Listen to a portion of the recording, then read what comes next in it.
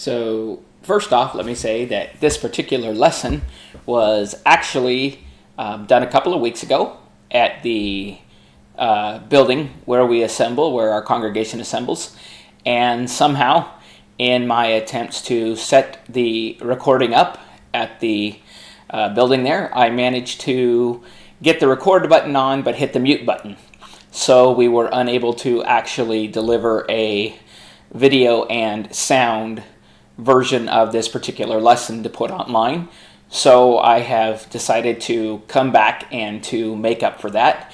And this is actually part one of what was released last Sunday.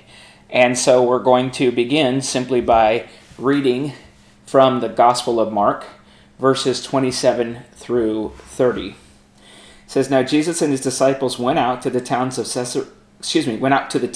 Caesarea Philippi, and on the road he asked his disciples, saying to them, 'Who do men say that I am?' And they answered, 'John the Baptist, but some say Elijah, and others one of the prophets.' And he said to them, 'But who do you say that I am?' And Peter answered and said to him, 'You are the Christ.'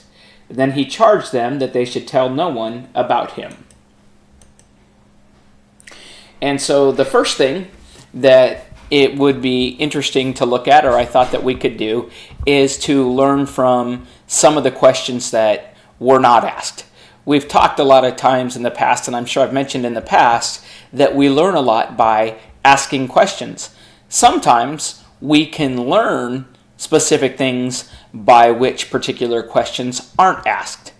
And so I wanted to start this particular set of lessons off with the idea of what it is, first of all, are some of the things that he didn't ask. One of the things that he didn't ask is, what do people think of my teaching? And this would have been a great question, because we understand that people have come from all over to hear him.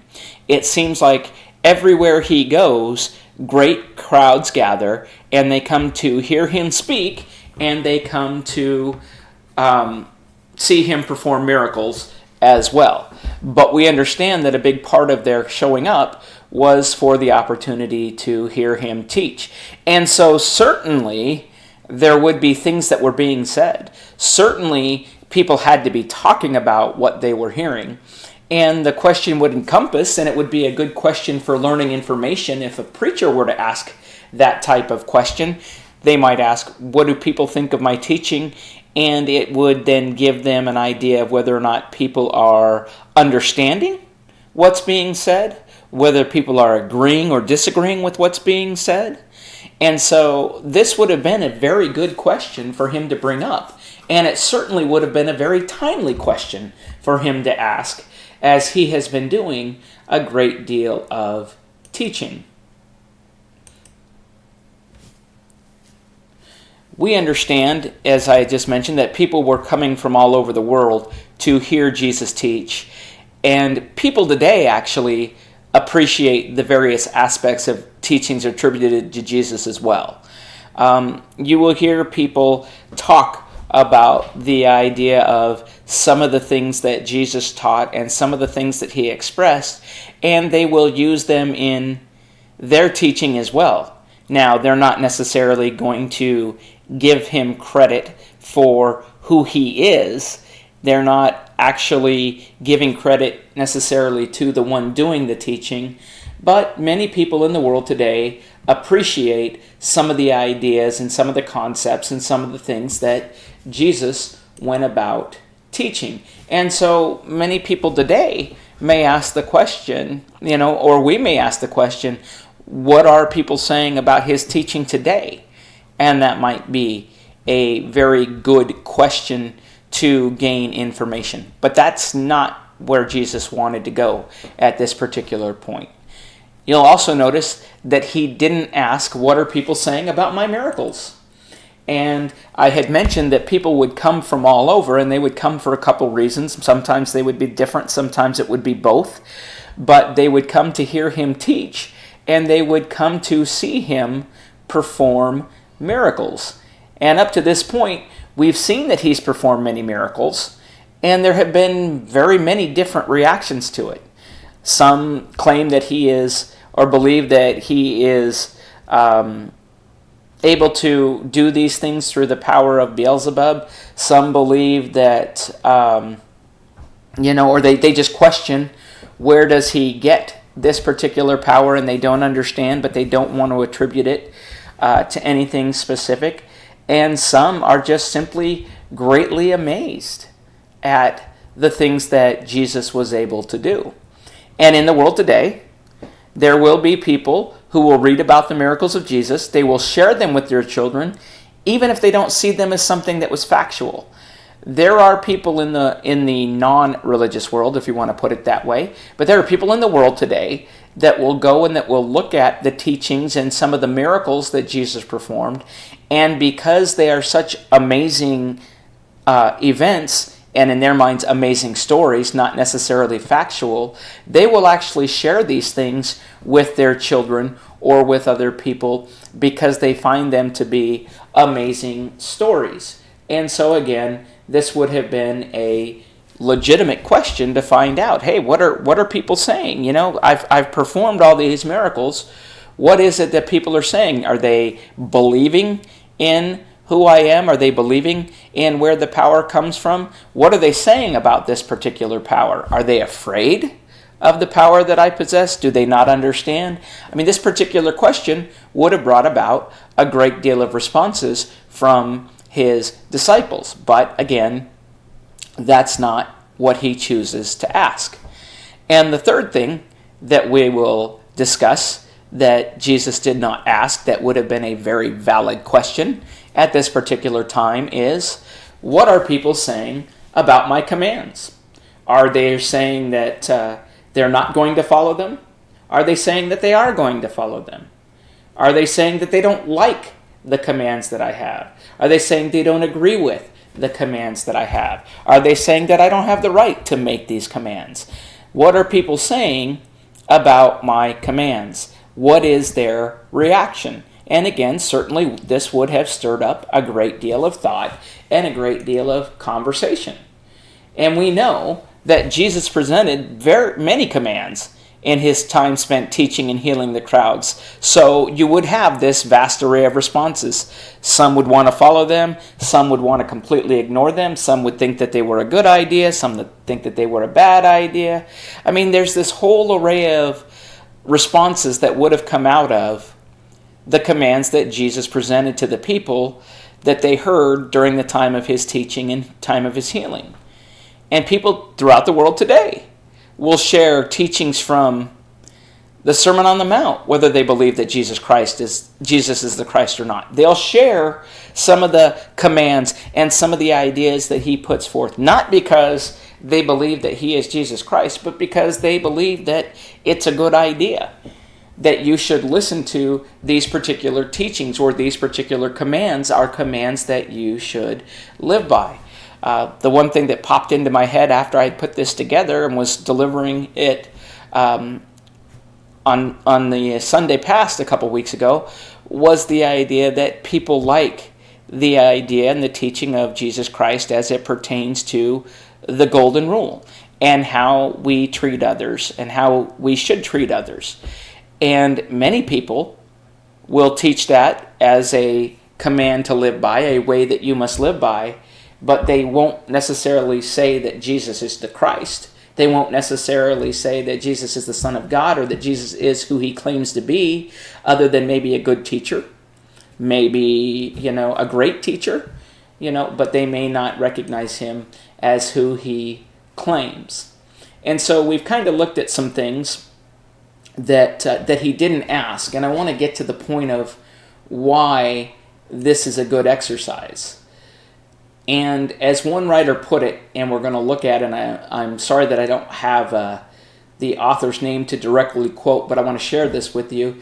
It's been said that Jesus made the question of who he was absolutely central to his miracles, to his teaching, and to his commands, as well as everything that he did and said on this earth. So all of those particular questions are summed up in who he is. Who he is will determine how people view his miracles. Who he is will determine how people view his teachings. Who he is will determine what his commands mean. And so that's really why there wasn't a need to focus on those things, because the central point of who he is resonates into everything that he does. Someone once said, you can remove Muhammad from his teaching, and you still have the basic tenets of Islam. You can remove Confucius from his principles, and you would still have Confucianism. You can remove the Buddha from his instructions, and you still have Buddhism. You can remove almost every great philosopher in history from his or her philosophic principles, and you would still leave their philosophic system intact. I want you to think about that for a second. The idea is that you can remove the key person associated with these ideas and they remain intact. But if you remove Christ from Christianity, you no longer have Christianity, because Jesus made his own identity the central theme of all that he thought, all that he did, and all that he commanded. And so that's why he's going to ask the questions that he's going to ask that we're looking at in this particular lesson and the one that followed it. So, what he did ask, he asked his disciples, who do men say that I am? And then we have various responses. In Mark chapter 6 and verse 14, now King Herod heard of him, for his name had become well known, and he said, John the Baptist is risen from the dead, and therefore these powers are at work in him. So we know that at least Herod claimed that Jesus was simply John the Baptist risen from the dead. Some said that it was Elijah. In Malachi chapter 4 and verse 5, this is where they get this idea from. The prophecy says, I will send you Elijah the prophet before the coming of the great and dreadful day of the Lord. And so many people thought that Jesus was this was this Elijah who had been prophesied to come before the Lord. And they get that from their understanding of Malachi. In Matthew chapter 16 and verse 14, we see that some thought that he was Jeremiah.